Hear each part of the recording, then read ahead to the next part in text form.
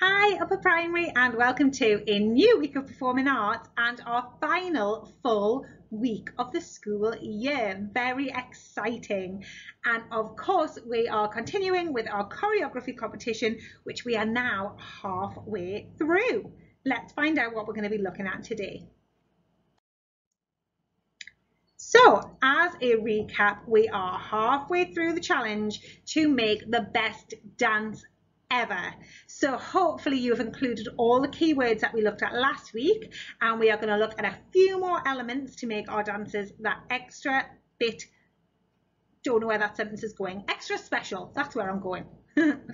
So don't forget, Friday will not be any new dance words. That will be your opportunity to perform, to film and upload to Seesaw to be in with a chance of winning the competition.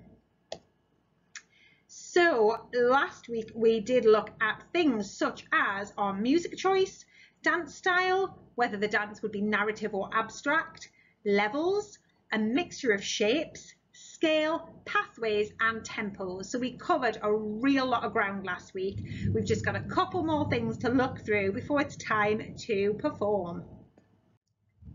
So day 6, and our new dance word for today is dynamics. So just have a think before we go into it.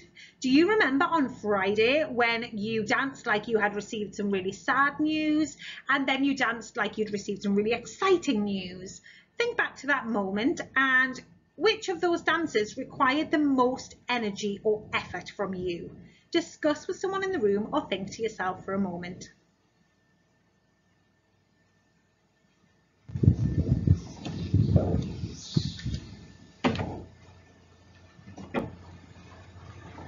All right, so that leads us into what dynamics are in dance.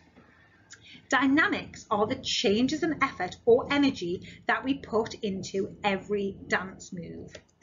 And the reason that I linked it to Friday is because that can really tie in with tempo, just like when we looked at sad or excited movements. So if, for example, when you were doing a story of sad news, you may have hugged yourself, your movement may have been slower. It also may have been smooth, soft, gentle. They are all dynamic terms. When you are excited, perhaps you jumped up and down and your arms were much more sharp in their movements, powerful. That is a contrast in the dynamics to the sad movements. And that's all it is, changing the effort and energy.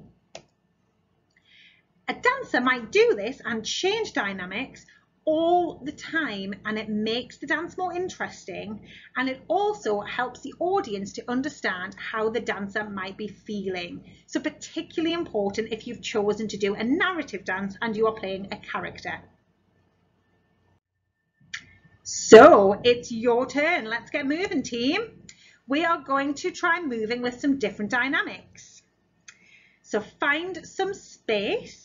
And we are going to start to continually walk around the room. So just keep moving, keep walking. We're going to change the quality of our walk with each dynamic that is described on the following slides. The next 6 slides are the 6 main dynamic qualities in dance. So at the moment, you should be walking normally around the room.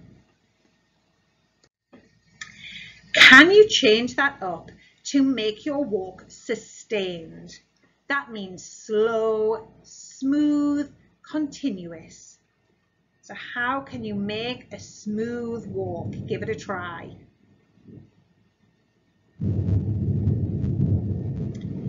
Perfect. I don't know if you can hear the thunder and lightning that's going on in the background. In fact, I'm going to shut this window. Hold that thought. Hold that smooth walk, team. Right, let's move on. Can you now turn your walk into a percussive dynamic? That means sudden or sharp. So change that walk to a percussive walk.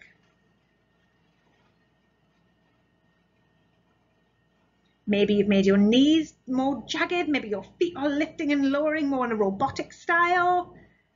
Excellent work. Okay, let's move on. How can you make your walk a swinging dynamic? That means to sway from side to side, almost like a pendulum. Change your walk again.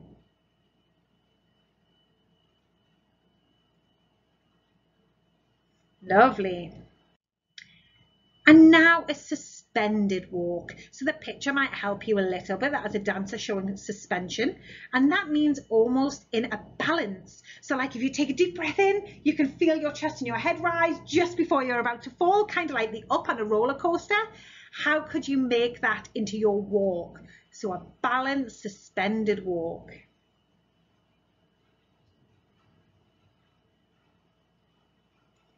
Excellent. And then now the opposite, a collapsed walk. So that could be fall, release, the down of the roller coaster after we've breathed in. That collapsing, falling feeling. How can you walk like that? Great. And I forgot, there's one more, a vibratory walk. So that's like vibrating. That can mean to shake, to tremble, or to wiggle. Can you make that your walk next?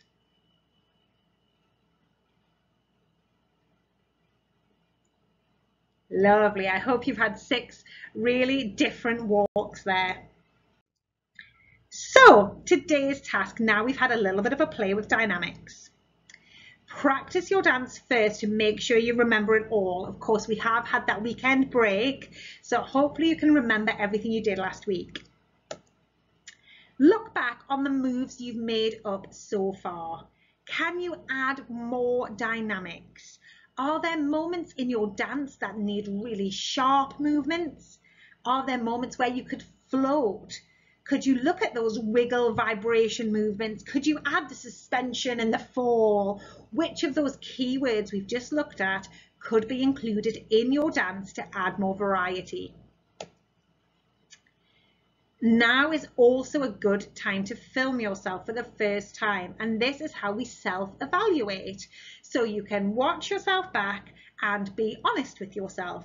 Which parts of the dance are you really happy with? They look amazing, you're going to keep them as they are. And are there any moments that you could maybe tweak and change just a tiny bit to make even better? So that's your lesson for today, team. Practice what you already have. Make sure you've got lots of interesting dynamics in that dance, and then film yourself and give yourself a critique. Good luck upper primary. Oh, I forgot to put the last bit. Have fun, of course, always. Enjoy.